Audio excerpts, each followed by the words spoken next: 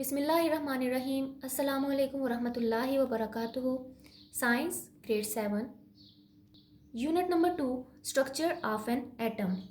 इस चैप्टर में हम एटम को स्टडी करेंगे और एटम के सब एटॉमिक पार्टिकल्स को पढ़ेंगे। इसके अलावा हम एटॉमिक नंबर पढ़ेंगे क्या होता है, मैस नंबर पढ़ेंगे, आइसोटॉप्स पढ़ेंगे क्या होते हैं, उनका क्या यूज़ है मेडिसिन में और एग्रीकल्चर, ठीक है। इसके अलावा वैलेंसी को पढ़ेंगे, फॉर्मेशन ऑफ आइंस पढ़ेंगे कि कैसे आइंस की फॉर्मेशन होती है और कैटाइंस और एनाइंस के दरमियान में डिफ्रेंशिएट करेंगे। इसके अलावा हम लोग केमिकल फार्मूला पढ़ेंगे और लॉ ऑफ कांस्टेंट कंपोजिशन को भी स्टडी करेंगे। तो सबसे पहले देखते हैं कि एटम होता क्या है। तो एटम जब तक डिस्कवर नहीं हुआ था इसके बारे में, तो अर्लीस्ट जो पीपल थे वो ये सोचते थे कि हमारी जो यूनिवर्स है, ठीक है, इसमें हर जो चीज़ जिसको हम मैटर भी कहते हैं वो किससे मिलकर बना हुआ है, एलिमेंट से मिलकर बना हुआ है। तो वो ये समझते थे कि ये जो मैटर है ये सब 4 टाइप के एलिमेंट से मिलकर बना हुआ है या उनकी कम्बिनेशन से बना हुआ है। और वो 4 एलिमेंट्स कौन से थे, fire, earth, air and water. वो यही उनका बिलीफ यही था कि मैटर जो है वो इन 4 एलिमेंट्स और इनके कम्बिनेशन से मिलकर बना हुआ है। एक ग्रीक फिलोसोफर थे डेमोक्राइटिस, जिन्होंने 5th सेंचुरी BC में सबसे पहले क्या दिया था, एटम का आइडिया दिया था, ठीक है। उन्होंने सबसे पहले एटम का आइडिया डेमोक्राइटिस ने दिया था। उनका बिलीफ ये था कि जो मैटर है उसके अंदर कुछ सब डिवाइडेड पार्टिकल्स प्रेजेंट हैं जो डिवाइड नहीं हो सकते, ठीक है। उनके इस आइडिया के बाद तकरीबन 2000 साल के बाद जॉन डाल्टन थे, उन्होंने एक्सपेरिमेंटली प्रूव किया था किसको, एग्जिस्टेंस ऑफ एन एटम को, कि एटम एग्जिस्ट करते हैं। तो उन्होंने क्या बताया, उनकी जो एक्सपेरिमेंटली उन्होंने जो प्रूव किया था उसमें उन्होंने ये किया कि matter is composed of tiny particles called atom. कि जो मैटर है वो किससे मिलकर बना हुआ है, पहले ग्रीक जो अर्लीस्ट पीपल थे उन्होंने कहा था कि 4 एलिमेंट्स से मिलकर बना हुआ है। इन्होंने क्या एक्सपेरिमेंट के जरिए प्रूव किया कि मैटर जो है वो टाइनी पार्टिकल से मिलकर बना हुआ है, जिसको क्या कहते हैं, एटम कहते हैं। सेकेंड, उन्होंने ये बताया कि atom is an indivisible particle that can not be further divided, ठीक है, कि एटम क्या है उसको फर्दर डिवाइड नहीं कर सकते, ये इतना छोटा पार्टिकल होता है। And atom can neither be created nor destroyed, कि एटम को ना ही क्रिएट किया जा सकता है और ना ही इसको फर्दर ब्रेक किया जा सकता है। इनके बाद जो सबसे पहले एटम का फुल कंसेप्ट जिन्होंने दिया था वो कौन थे, रदरफोर्ड थे, ठीक है। उन्होंने क्या दिया था, कंप्लीट मॉडल एक एटम का बताया था और उनके मॉडल को एक्सेप्ट किया गया था क्योंकि उन्होंने क्या बताया था, एक कंप्लीट एटम का मॉडल बताया था जिसमें उन्होंने बताया कि एटम में क्या क्या सब एटॉमिक पार्टिकल्स प्रेजेंट हैं। तो हम स्ट्रक्चर ऑफ एन एटम की तरफ पढ़ते हैं, क्या लिखा हुआ है यहाँ पर, according to proposed model by Rutherford an atom is not a solid ball. तो पहले ये बिलीव होता था कि जब एटम को आइडिया दिया गया तो ये बिलीव था कि एटम एक सॉलिड बॉल की तरह है। तो इसको पहले क्या किया गया कि सॉलिड बॉल की तरह नहीं होता, इट हैज़ 2 रीजन्स। एक एटम के कितने हैं, 2 रीजन्स होते हैं। एक को उन्होंने रदरफोर्ड ने बताया कि इसको न्यूक्लियस कहते हैं and the second one is outer region. अब न्यूक्लियस क्या होता है, उन्होंने ये बताया कि न्यूक्लियस जो होता है एक एटम का सेंटर पोर्शन होता है जिसमें प्रोटॉन्स एंड न्यूट्रॉन्स प्रेजेंट होते हैं। और सेकेंड जो पोर्शन था वो क्या था, आउटर रीजन। और आउटर रीजन में क्या प्रेजेंट होते हैं, इलेक्ट्रॉन्स प्रेजेंट होते हैं। तो ये तीनों एटम के क्या हैं, सब एटॉमिक पार्टिकल्स हैं। मतलब एटम किससे मिलकर बना हुआ है, अगर एटम का स्ट्रक्चर देखा जाए तो इन 3 सब एटॉमिक पार्टिकल से मिलकर बना हुआ है जो कि इलेक्ट्रॉन्स, प्रोटॉन्स एंड न्यूट्रॉन्स हैं। अब फर्स्ट जो है वो है इलेक्ट्रॉन। इलेक्ट्रॉन को स्टडी करते हैं, ये क्या होते हैं, they are present in the outer region of an atom. कहाँ पे प्रेजेंट होते हैं, एक एटम का जो आउटर रीजन होता है वहाँ पर प्रेजेंट होते हैं। लाइक 2 चीज़ें बताई थी उन्होंने कि जो एक क्या है, इसको क्या उन्होंने बोला कि न्यूक्लियस, और उसके आउटर, न्यूक्लियस का जो आउटर था उन्होंने बोला कि आउटर रीजन था। तो आउटर रीजन में क्या प्रेजेंट होते हैं, इलेक्ट्रॉन्स प्रेजेंट होते हैं और ये न्यूक्लियस के अराउंड क्या कर रहे होते हैं, रिवॉल्व कर रहे होते हैं, ठीक है। तो इलेक्ट्रॉन्स जो रिवॉल्व कर रहे होते हैं उनके अपने अपने शेल्स होते हैं। तो अगर कम इलेक्ट्रॉन्स हैं तो उनका पहला शेल होता है, ठीक है, अकॉर्डिंग टू ये शेल्स क्या करते हैं, रिवॉल्व करते हैं। तो पहले शेल को बोलते हैं के, सेकंड को बोलते हैं एल, थर्ड को बोलते हैं एम और फोर्थ शेल को बोलते हैं एन। तो के शेल में कम से कम 2 इलेक्ट्रॉन्स प्रेजेंट होते हैं, एल शेल में 8 प्रेजेंट होते हैं, एम शेल में 18 इलेक्ट्रॉन्स प्रेजेंट होते हैं और एन शेल में 32 इलेक्ट्रॉन्स प्रेजेंट होते हैं। तो इस हिसाब से जो इलेक्ट्रॉन्स आउटर मोस्ट शेल में रिवॉल्व कर रहे होते हैं वो इन शेल के हिसाब से रिवॉल्व करते हैं, ठीक है, इन नंबरिंग के हिसाब से। इनके एक स्पेसिफिक नंबर होता है और उस शेल में सिर्फ उतने ही इलेक्ट्रॉन्स लाई कर सकते हैं। अब ये जो इलेक्ट्रॉन्स प्रेजेंट हैं आउटसाइड द न्यूक्लियस जो रिवॉल्व कर रहे हैं, इनमें कौन सा चार्ज प्रेजेंट होता है?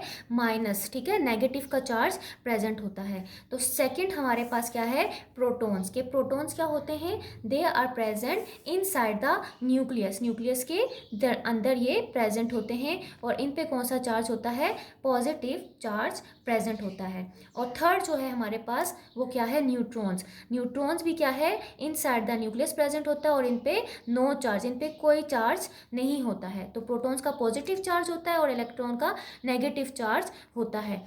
प्रोटॉन्स और न्यूट्रॉन्स मिलकर एक एटम का मैस बनाते हैं जिसको बोलते हैं न्यूक्लियस, और इलेक्ट्रॉन्स रिवॉल्व कर रहे होते हैं अराउंड द न्यूक्लियस। अब एक सवाल ये हुआ कि एक एटम जो है वो इलेक्ट्रिकली न्यूट्रल होता है, उस पर कोई भी साइन या चार्ज नहीं होता। तो कैसे? कि इलेक्ट्रॉन्स जो हैं वो न्यूक्लियस के आउटर मोस्ट शेल में रिवॉल्व कर रहे होते हैं, उन पे नेगेटिव चार्ज होता है, और protons inside the nucleus present होते हैं, उन पे पॉजिटिव चार्ज होता है। तो पॉजिटिव और नेगेटिव चार्ज आपस में कैंसिल हो जाते हैं। That's why N atom is electrically neutral in nature. इसी तरह अगर आपको एक कोई भी एटम दे दिया जाए और आपको कहा जाए कि इसका स्ट्रक्चर बनाएं, तो आप उसको कैसे बनाएंगे? कि कोई भी एक एटम दे दिया जाता है, लेट्स सपोज हाइड्रोजन का एटम दे दिया जाता है और उसका नंबर जो है, ठीक है, एक एटॉमिक नंबर क्या है? 1 है। तो एटॉमिक नंबर मीन्स कि उसमें कितने प्रोटॉन्स प्रेजेंट होंगे? 1 ही। अगर प्रोटॉन 1 है तो इलेक्ट्रॉन्स भी कितने प्रेजेंट होंगे? 1 ही। और अगर इसके बाद क्या है? न्यूट्रॉन्स क्या होते हैं? न्यूट्रॉन्स को हम फाइंड आउट करते हैं mass number minus atomic number के ज़रिए हम इसको फाइंड आउट करते हैं। तो एटॉमिक नंबर तो हमें मालूम है, तो मैस नंबर भी एक एटम का दे दिया जाता है। अब लेट्स सपोज कि हाइड्रोजन का मैस है 1, तो हम क्या करेंगे? मैस क्या है हमारे पास? 1 minus atomic number 1 equal to 0। तो अब अगर हम इसका स्ट्रक्चर ड्रा करते हैं तो हमें पता है कि एक एटम के अंदर प्रोटॉन्स क्या होते हैं? हाइड्रोजन के एटम में प्रोटॉन कितने प्रेजेंट हैं? 1 प्रेजेंट है। और इसमें न्यूट्रॉन कितने हैं? हमने वो फाइंड कर लिया है कि 0 न्यूट्रॉन, कोई न्यूट्रॉन नहीं है। और इलेक्ट्रॉन्स कितने प्रेजेंट हैं? 1 इलेक्ट्रॉन प्रेजेंट है। तो ये हम 1 को यहाँ पर बना देंगे। तो ये एक हाइड्रोजन के एटम का स्ट्रक्चर बन गया है। इसी तरह आपको कोई भी एटम दे दिया जाए उसका एटॉमिक नंबर, तो आप उसको इस हिसाब से उसका स्ट्रक्चर बना सकते हैं। अब नेक्स्ट टॉपिक है हमारे पास एटॉमिक नंबर। एटॉमिक नंबर क्या होते हैं? The number of protons of an atom is in fact its atomic number. कि एक एटम में जितने भी प्रोटॉन्स प्रेजेंट होंगे वो उसका क्या कहलाता है? एटॉमिक नंबर कहलाता है। और उसको किससे रिप्रेजेंट किया जाता है?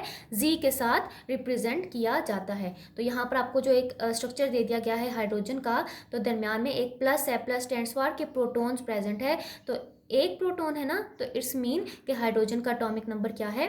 1। इसी तरह आप ऑक्सीजन को देखें तो ये आपको अंदर 8 पॉजिटिव चार्ज नज़र आ रहे हैं, तो इट्स मीन कि ऑक्सीजन का एटॉमिक नंबर क्या है?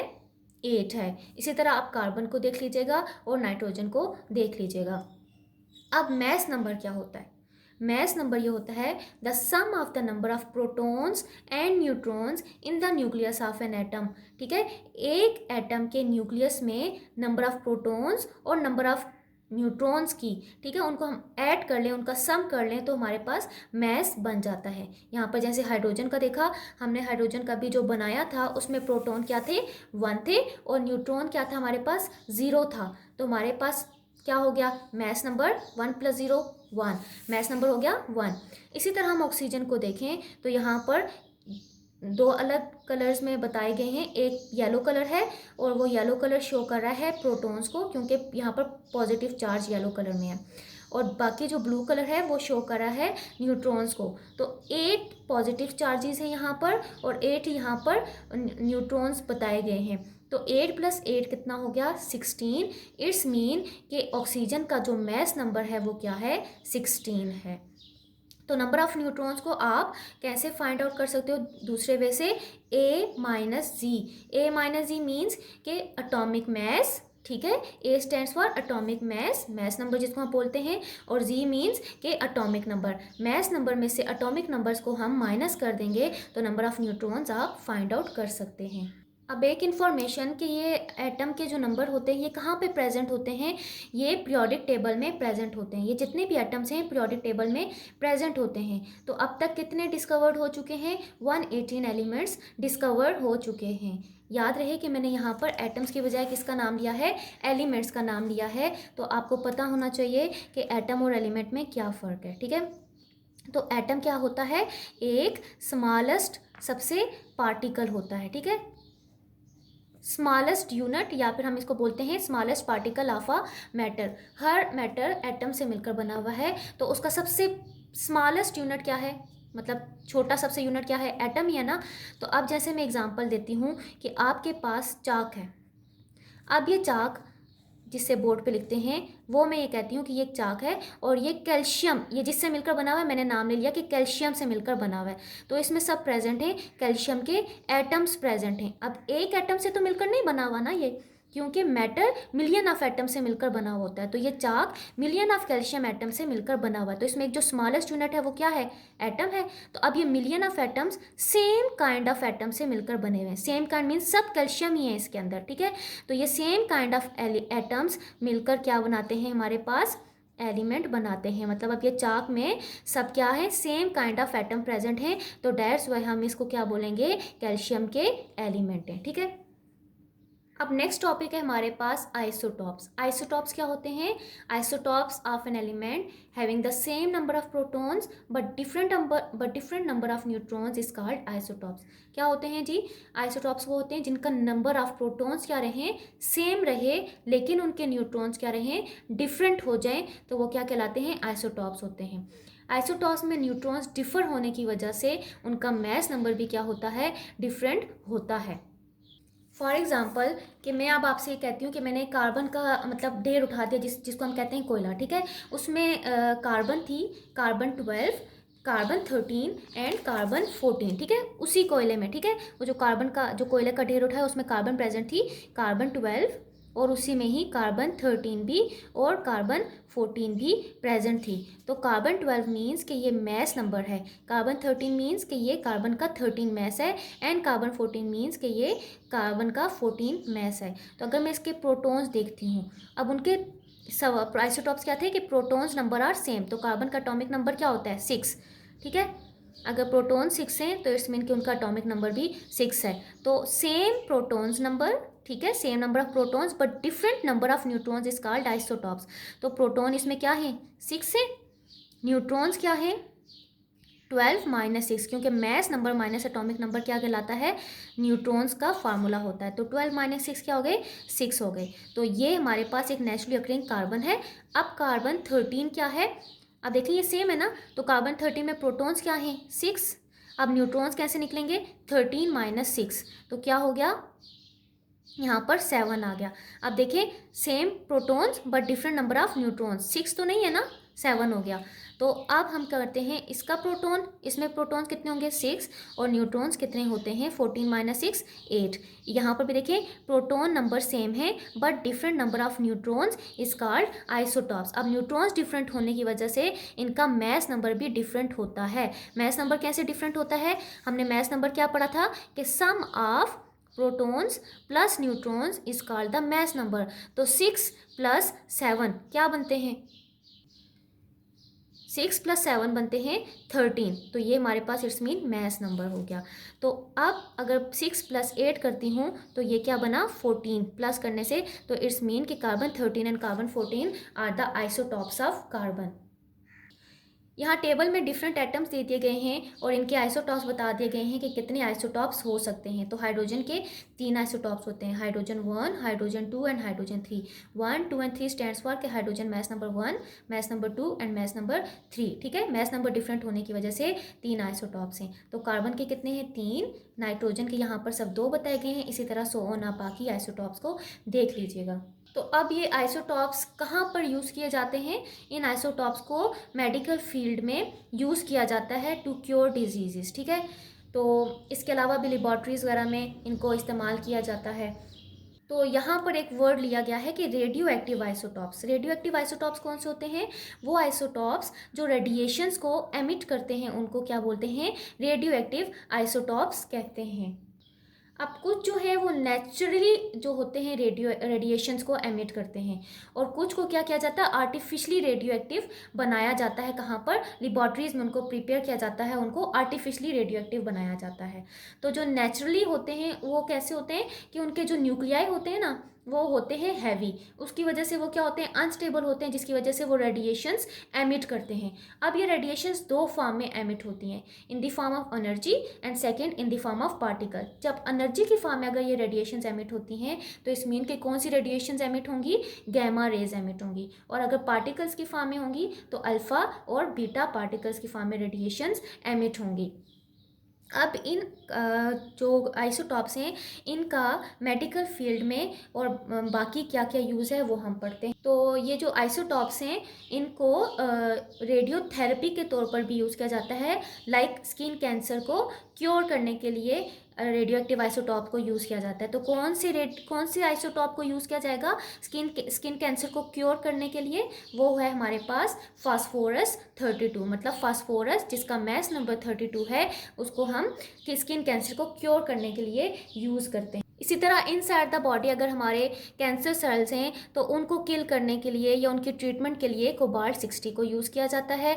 इसी तरह ब्लड की सर्कुलेशन को स्टडी करने के लिए कौन सा आइसोटॉप यूज़ किया जाता है, सोडियम 24 को यूज़ किया जाता है। इसी तरह स्प्लीन जो पित्ता है उसकी डिजीज़ को कंट्रोल करने के लिए या स्टडी करने के लिए कौन सी रेडिएशंस को, कौन से रेडियो एक्टिव आइसोटॉप्स को यूज़ किया जाता है, iron, F stands for iron 59 को यूज़ किया जाता है। इसी तरह हमारे गले में कुछ ग्लैंड्स होते हैं, ठीक है, थायराइड ग्लैंड्स होते हैं। अगर वो थायराइड ग्लैंड्स हमारे बढ़ जाते हैं, उनमें सूजन हो जाती है या ख़राब हो जाते हैं वो, तो उनको कैसे ट्रीट किया जाता है, ये इस वाले आइसोटॉप की वजह से उनको देखा जाता है कि वो मतलब जो गॉइटर है वो गिलर बन रहा है, वो स्वेलो हो गया है उसमें, तो सूजन हो गई है, तो वो 130 आयोडीन 131 के ज़रिए उनको ट्रीट किया जाता है गॉइटर थायराइड ग्लैंड्स को। इसके बाद कार्बन 14 क्या है? तो हम ये जानते हैं कि कुछ ओल्ड प्लांट्स एंड एनिमल्स होते हैं जो ज़मीन में काफ़ी अरसे तक रहते हैं, तो उनके फॉसिल्स बन जाते हैं ना, जो ज़मीन के अंदर रहते हैं, तो उनमें उनके जो फॉसिल्स बन जाते हैं, तो उन फॉसिल्स को कार्बन 14 के ज़रिए चेक किया जाता है कि ये जो जानवर था, ये प्लांट था, कितना पुराना है, ठीक है। तो कार्बन 14 को लाइफ किसी भी प्लांट या एनिमल की लाइफ हिस्ट्री को चेक करने के लिए यूज़ किया जाता है। तो इस तरीके से कार्बन 14 को कार्बन डेटिंग भी कहा जाता है। इसी तरह नाइट्रोजन है, वो नाइट्रोजन फर्टिलाइज़र को स्टडी करने के लिए कि इफेक्ट्स क्या हैं उस फर्टिलाइज़र के, तो उसके लिए नाइट्रोजन 15 को यूज़ किया जाता है। अब ये NCI CO जो आपको दिख रहे हैं, ये एक्चुअली क्या है, हमारे पास एलिमेंट्स हैं। तो ये उनको शॉर्ट हैंड में, जिनको हम सिंबल भी कहते हैं, शॉर्ट हैंड में लिखा गया, ठीक है। तो सोडियम का शॉर्ट हैंड क्या है, या सिंपल सोडियम का सिंबल क्या है, Na है। फास्फोरस का सिंबल क्या है, Pe। आयरन का सिंबल क्या है, Fe। तो ये सब सिंबल उनके लिखे गए हैं। अब नेक्स्ट है हमारे पास elements in the periodic table, के एलिमेंट्स पीरियोडिक टेबल में कितने एलिमेंट्स प्रेजेंट हैं। तो एलिमेंट्स का ऑलरेडी आपको कॉन्सेप्ट बता चुकी हूँ मैं। तो कितने एलिमेंट्स डिस्कवर हुए, अभी 118 एलिमेंट्स डिस्कवर हो चुके हैं। तो अब ये जो एलिमेंट्स हैं, जितने भी आपको जो दिख रहे हैं एलिमेंट्स, तो इनकी डिफरेंट प्रॉपर्टीज़ होती हैं हर एलिमेंट की। तो उनकी डिफरेंट प्रॉपर्टीज़ होने की वजह से उनको एक स्पेशल नंबर दे दिया गया है, जिसको क्या कहते हैं, एटॉमिक नंबर कहते हैं। तो इस एटॉमिक नंबर को एक टेबल पे अरेंज करके रखा गया है 1 2 3 सीक्वेंस के हिसाब से। तो जिस टेबल में इनको रखा गया उसको क्या बोलते हैं, पीरियोडिक टेबल कहते हैं। तो इट्स मीन कि हाइड्रोजन का क्या है, पीरियोडिक टेबल में फर्स्ट नंबर है, हीलियम का उसके बाद सेकंड आता है, लिथियम का थर्ड, बेरिलियम का 4, बोरॉन का 5, कार्बन का 6। इसी तरीके से ये इनके एटॉमिक नंबर्स दे दिए गए हैं और ऊपर वाले मैस नंबर दे दिए गए हैं। जब आपको एटॉमिक नंबर और मैस नंबर दे दिए गए हैं तो आप इजीली उनके प्रोटॉन्स, न्यूट्रॉन्स एंड इलेक्ट्रॉन्स को फाइंड आउट कर सकते हैं। अब नेक्स्ट है हमारे पास valency of an atom. Valency of an atom का मतलब ये होता है कि अगर हम एक एटम लेते हैं तो हम ये देखते हैं कि उसके आउटर मोस्ट शेल में कितने इलेक्ट्रॉन्स प्रेजेंट हैं। तो उसके आउटर मोस्ट शेल में जितने इलेक्ट्रॉन्स प्रेजेंट होंगे वो उसका क्या कहलाएगा, वैलेंस शेल कहलाता है। लाइक यहाँ पर मैं एक एग्जांपल ले लेती हूँ, मैं यहाँ पर ले लेती हूँ सोडियम को, उसका एटॉमिक नंबर बता दिया गया है 11 बता दिया गया है। अब मैं इसके अगर स्ट्रक्चर ड्रा करती हूँ तो फर्स्ट शेल में कितने होंगे, 2 इलेक्ट्रॉन्स अकॉर्डिंग टू KLM। अभी हमने जो कॉन्सेप्ट पढ़ा है, तो फर्स्ट में कितने होते हैं, 2 इलेक्ट्रॉन्स प्रेजेंट हैं। सेकंड में मैं कितने फिल करूँगी, सेकंड में सेकंड शेल होता है L और उसमें 8 इलेक्ट्रॉन्स प्रेजेंट होने चाहिए। तो 2 ये हो गए, तो यहाँ पर मैं अगर 8 और मज़ीद बना देती हूँ तो ये 8 और 2 हमारे पास कितने हो गए, 10 हो गए। तो थर्ड शेल इसके बाद 8 के इसके बाद जो अगला इलेक्ट्रॉन होगा वो नेक्स्ट शेल में आएगा, क्योंकि सेकंड वाले शेल में सिर्फ 8 इलेक्ट्रॉन्स प्रेजेंट होने चाहिए। तो थर्ड वाले शेल में मैं कितने इलेक्ट्रॉन्स लिखूँ बनाऊंगी, क्योंकि 10 तो ये ऑलरेडी हो चुके हैं, टोटल कितने 11, तो यहाँ पर मैं 1 शेल मज़ीद ऐड करूँगी थर्ड शेल में, ठीक है। तो सबसे आउटर मोस्ट शेल में कितने इलेक्ट्रॉन्स प्रेजेंट है, 1। तो इट्स मीन कि इसका क्या कहलाता है, वैलेंस शेल। मतलब इसका आउटर मोस्ट शेल क्या कहलाता है, वैलेंस शेल, जिसमें इलेक्ट्रॉन्स प्रेजेंट हो। तो 1 है ना, तो इट्स मीन कि सोडियम। अब इसमें ही आपको थोड़ा सा ऑक्टेट एंड डुप्लेट का भी कॉन्सेप्ट दे देती हूँ। ऑक्टेट क्या होते हैं, ऑक्टेट ये एक एटम अपने आप को स्टेबल करने की कोशिश करता है। स्टेबल मीन्स कि परफेक्ट वो होना चाहता है। वो उसका क्या काम होता है कि वो अपना या फिर डुप्लेट कंप्लीट करता है या फिर अपना उसका ऑक्टेट कंप्लीट होना चाहिए। तो डुप्लेट क्या होता है कि उसके फर्स्ट शेल में 2 इलेक्ट्रॉन्स कम से कम होने चाहिए, ठीक है। और ऑक्टेट मीन्स कि 8 इलेक्ट्रॉन्स तो कम से कम उसके पास होने चाहिए। अगर उसके फर्स्ट शेल कंप्लीट है, बाकी अगर इलेक्ट्रॉन्स ना होते, तो ये इस मीन कि ये ऑक्टेट इसका डुप्लेट सॉरी क्या है, कंप्लीट है, ये स्टेबल है।